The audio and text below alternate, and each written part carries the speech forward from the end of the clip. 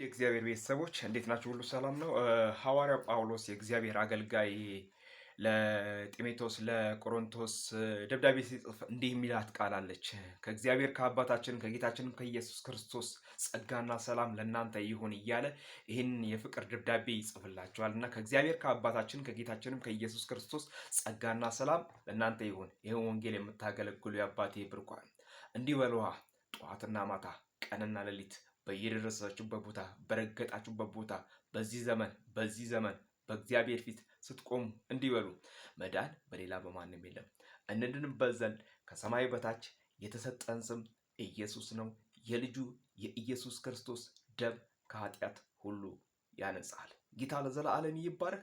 እንግዲህ ይህንን ወንጌል እንድንሰብክ፣ ይህንን ጌታ እንድናገለግል፣ ይህንን ወንጌል እንድንዘምር፣ እንድንሰብክ እግዚአብሔር አምላክ እድሜና ጤንነትን ሰጥቶናል።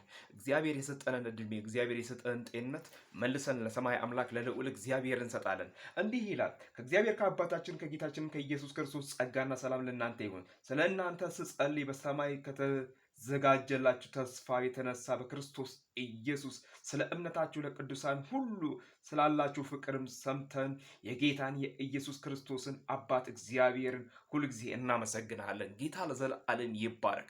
እንግዲህ ስለ እናንተ ስናስብ እያለን የሚናገረው ስለ ቆሮንቶስ ሰዎች፣ ስለ ቆላስይስ ሰዎች በጌታ ስለሚወዳቸው ስለሚያገለግላቸው ይህንን ሲያስብ እግዚአብሔርን ማመስገን ይቀናዋልና እንግዲህ ስለ እናንተ ሳስብ ወዳጆቼ፣ ወንድሞቼ እኔ ወንድማችሁ መስፍንም ሁልጊዜ አንድ ነገር ልላችሁ እወዳለሁ። እግዚአብሔር አምላክ ጤንነትን ሰላምን ይስጣችሁ። ተባረኩ። ይህንን የእግዚአብሔርን ወንጌል ሳታገለግሉ ዘመን አይለፍባችሁ።